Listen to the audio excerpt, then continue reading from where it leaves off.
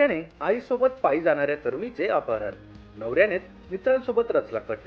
ही धक्कादायक घटना नाशिक जिल्ह्यातील सिन्नर तालुक्यातून समोर आली आहे. यात रस्त्याने आपल्या आईसोबत पायी जाणाऱ्या 19 वर्षीय तरुणीचं 4 चाकीतून आलेल्यांनी अपहरण केलंय.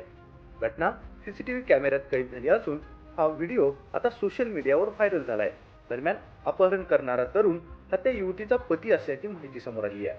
पती पत्नी भांडण झाल्याने युवती माहेरी निघून गेली होती. ती परत येत नसल्याने पतीने त्याच्या मित्रांच्या मदतीने हा अपहरणाचा कट रचला होता. मीडिया रिपोर्टनुसार या जोडप्याने प्रेमविवाह केला होता. त्यानंतर त्यांच्यात कायम वाद होत होते. या वादाला कंटाळून युवतीने माहेर गाठलं होतं.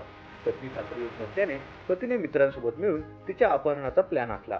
19 मार्चला दुपारी सदरील युवती तिच्या आईसोबत सिन्नर शिर्डी रस्त्याने पायी जात असताना पती त्याच्या मित्रांसोबत कारने आला आणि जबरदस्तीने पत्नीचं अपहरण केलं. हा सगळा प्रकार एका सीसीटीव्ही कॅमेऱ्यात कैद झालाय.